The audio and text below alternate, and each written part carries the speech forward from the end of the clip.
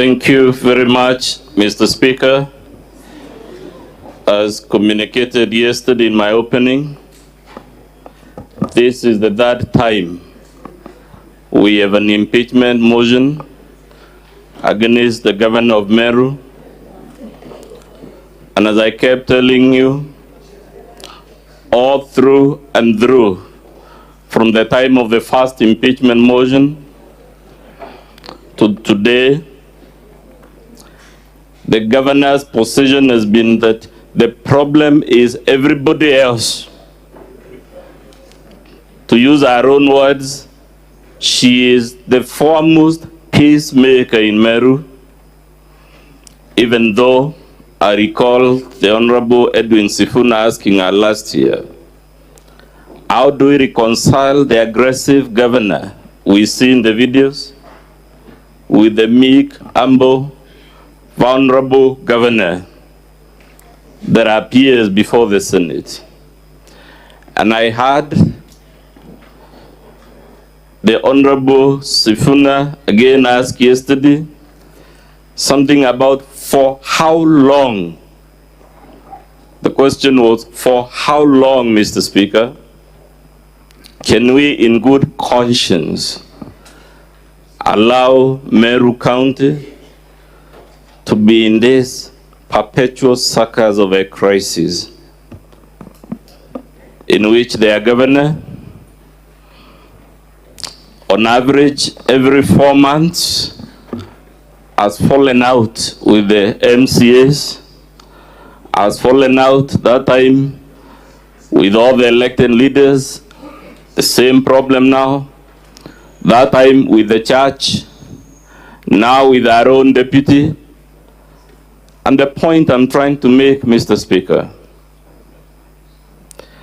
it cannot be said, at least not honestly, that the Honorable Governor KAWIRA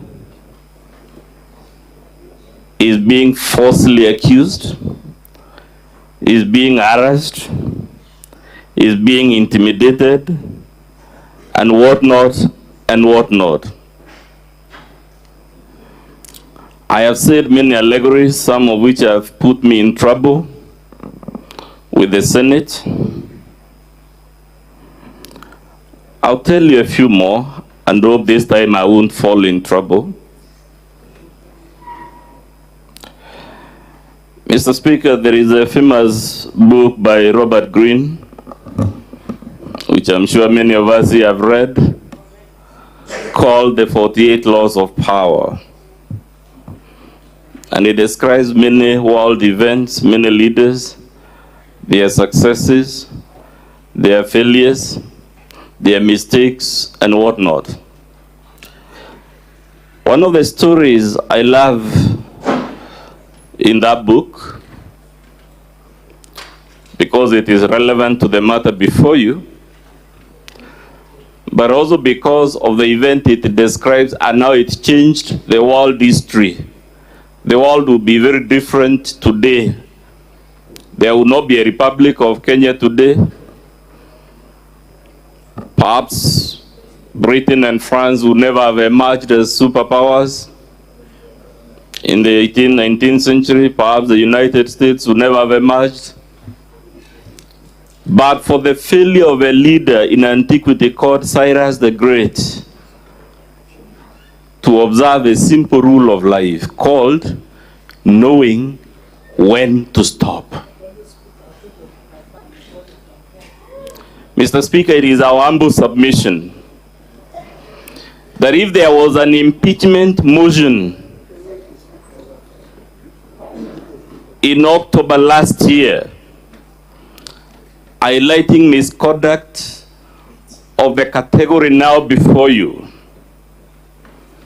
that motion failed because, of course, the High Court stopped the Assembly from debating it. But the point I'm making is issues were flagged about how the governor was running Meru County in that motion. She persisted, as a result of which a second motion was tabled and it reached this house. She was given very many kind lessons. I recall yesterday citing lessons from the Honorable Senator Tobiko. I recall many lessons from the Honorable Senator Karungo, and indeed many other senators. And when we came again, just like today, the look was of that of a humble, meek, polite, vulnerable governor. And she promised, as she has just promised now, that if I recall her words, MERU will be a shining example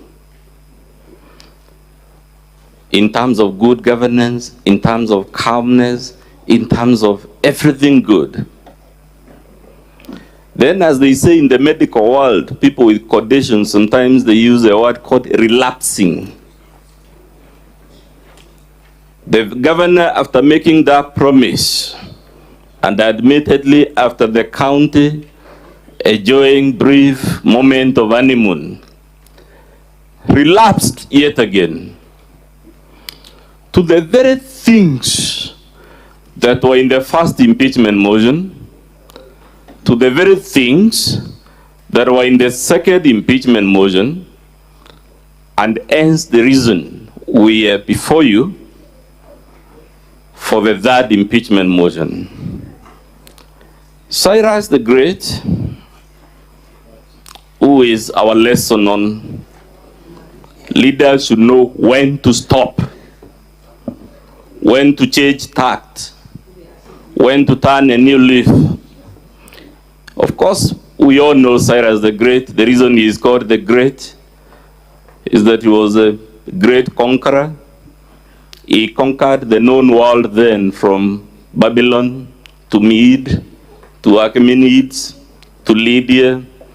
And basically, he was the ruler of the world as it was known then. But then there was one small country he discovered that didn't seem to be part of the known world, of a people called the Massageti. And instead of being content, he declares war on this country. For the record, Mr. Speaker, this country was actually led by a woman called Tomiris. And Tomiris, when Cyrus assembled his mighty army, Persia then was the superpower, assembled it on the river separating the boundaries of his empire with this small kingdom, was sent a message telling him, be content with your victory so far and the fact that you have conquered the world, and please stand. Attempt to tolerate seeing me rule my small, miserable country with its little resources, with its small army, and don't attack. And he was warned in that letter that if he attacked, nothing good would come from it. Instead of learning when to stop, Cyrus insisted on a war. Tomiris told him, then if you insist on a war, I want peace. I will allow your forces to cross the river without any resistance, and will fight from my side of the border on one condition, that will fight a conventional war. Cyrus agreed, but because he could never stand another leader enjoying any form of glory, just like our governor cannot stand an MP, an MCA, or anyone anywhere else in leadership, she must bring them down. Cyrus was obsessed with bringing down this little kingdom that, for no good reason other than his own vanity and his failure to know when to stop. So he pulls a trick, and we have seen many tricks on this podium, of a meek, humble, vulnerable-looking governor who is a victim of very many things, whose defense is, it wasn't me, it was someone else. So Cyrus' trick involved drawing a lavish bash and setting up the soldiers of this small kingdom to a drink, and then while they were inebriated, he massacred them, leaving only a few, and took the prince of that other small country as a prisoner of war. Even after this, the leader of the small country still offered him peace and told him, you broke the rule that it will be a conventional warfare and won by a trick. I still give you another chance to return my son, and will still declare peace. Cyrus refused, and the son, of course, of Queen Tomiris, unable to live with the indignity of being a prisoner of war, committed suicide. When the people of this small country heard that the crown prince had committed suicide, small as they were, weak as they were, vulnerable as they were, they organized a violent battle in which their army, which was about 100th of Cyrus's army, actually won the violent battle, and Cyrus himself was killed. Because of Cyrus' inability to know when to stop, Persia added as a superpower, and that is how Rome became the dominant country. And of course, the world and human civilization as we know it today is based on the Roman civilization. That's why he said, Mr. Speaker, there would have been no Britain, no France, no America, but for the mistake of one leader not knowing when to stop. Our greatest fear is that the history of Meru may take an irreversible, tragic path. We saw very violent slaughters of animals, threats of slaughtering people and whatnot, and we don't know, as I was telling you, as long as our governor keeps relapsing to these confrontations, when things will take a turn for the worse in a manner that is irreversible. Is it fair that the people of Meru live in this state of anxiety? For how long can we subject them to the situation that has now prevailed? Governor KAWIRA Mwangaza, of course, will tell you she knows when to stop. The record is clear. You have seen the videos from our side. You have seen the videos from our side. It is clear. She will not stop. Of course, right now she will tell you she will stop because our career is on the line. But we know better. She will not. Mr. Speaker, a story is told